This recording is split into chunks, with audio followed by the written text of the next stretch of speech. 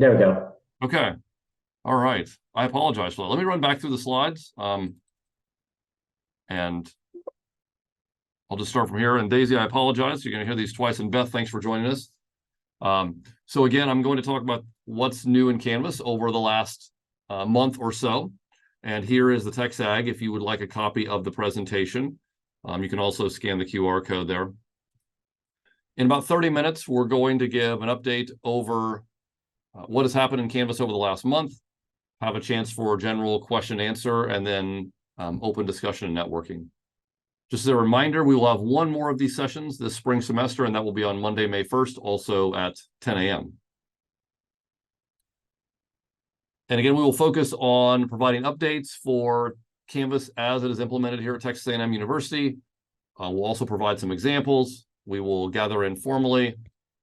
The updates will cover those for instructors, students, and some admin features. We don't discuss the features that have been updated that are specifically for root admins, as that is handled by a different office.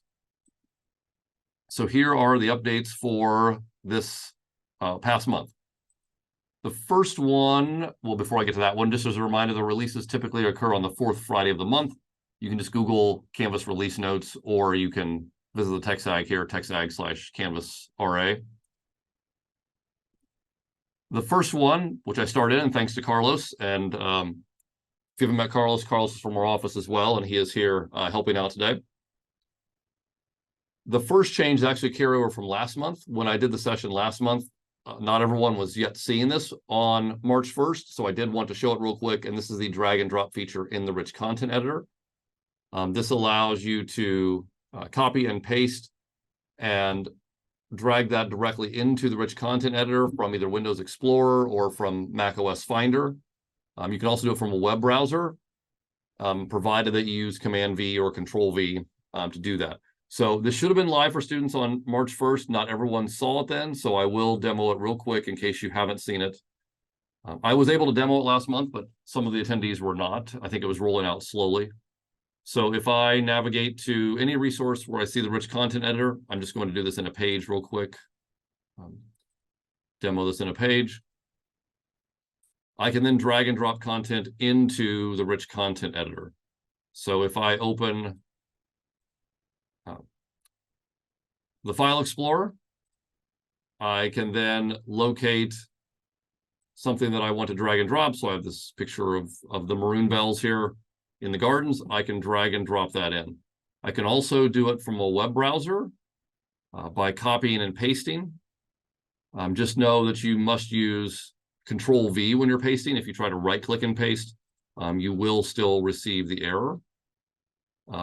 Also, I can, if I try to edit and paste as well from here, I would also receive the error. You do need to use Control V if copying from a web page. So let's say that there's an image I wanted to copy from the website, whatever that might be. And I want to, I forgot to open my image in advance, so I apologize. So if I want to copy this image right here, and then if I come over to the rich content editor, again, if I do the edit and paste, I'm going to get the error message, but if I do Control V, it will paste just fine. So a feature, again, that not everyone was seeing last month, so I did want to demo that real quick. Any place you can use the rich content editor, this feature will work. I just did it in a page, but you can do it in an assignment, a discussion.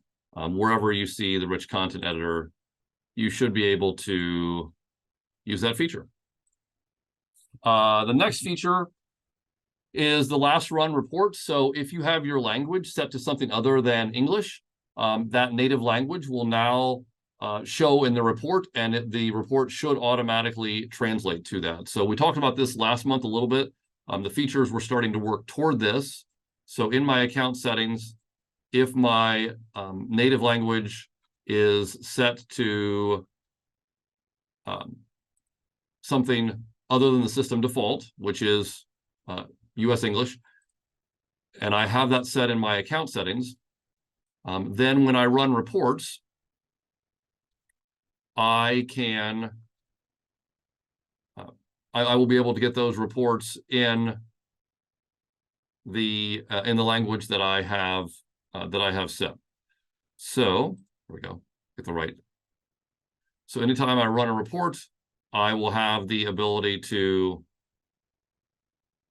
run those reports in the language that I have set. I'm not going to talk about the analytics feature yet. Got ahead of myself there.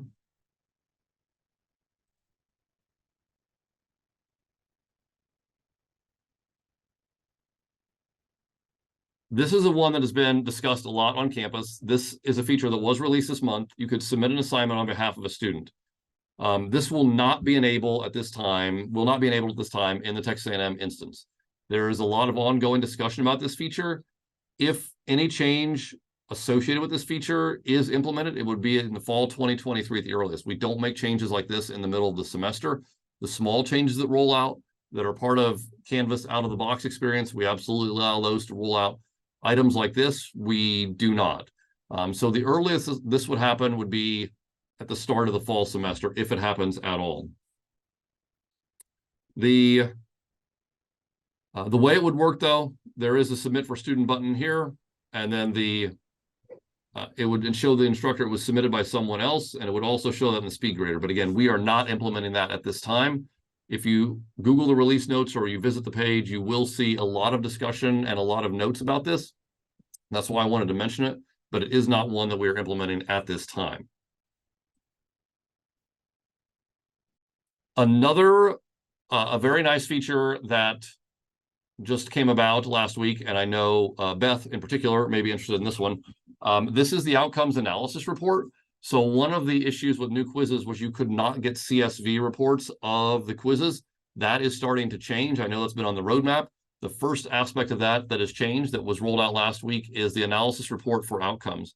So in order to have this, you have to have a quiz set up with outcomes, and that's a whole other issue that you may have. And if you have any questions with that, certainly we're happy to help you with that in the office. But if you have a quiz set up with outcomes, and that quiz has student responses, and you enter the quiz,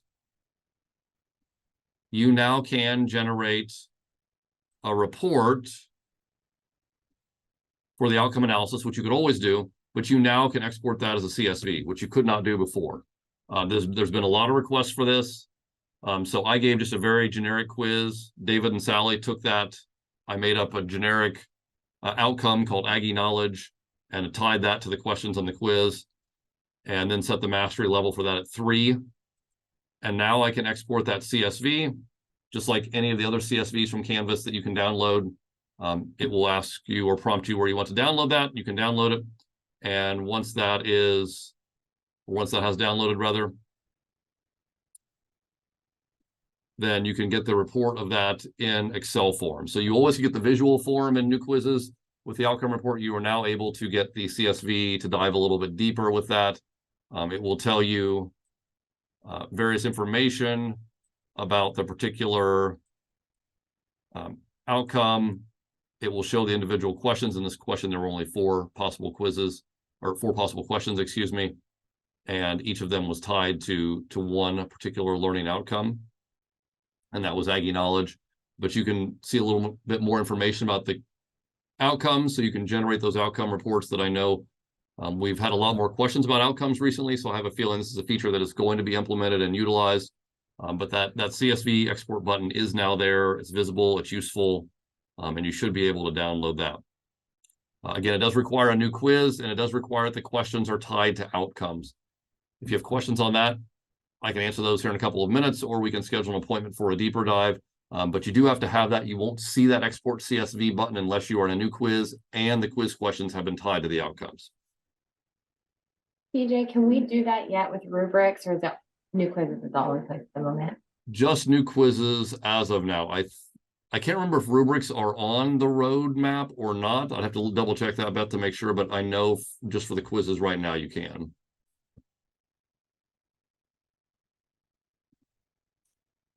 And this one is the last update of this month. And I'll be 100% honest, I have tried this multiple times at the end of last week. I even tried it again this morning. I'm not seeing it yet. So if anyone sees it and you are, let me know. I'd love to know that. But it's one that was supposed to roll out to our instance, I believe on Thursday.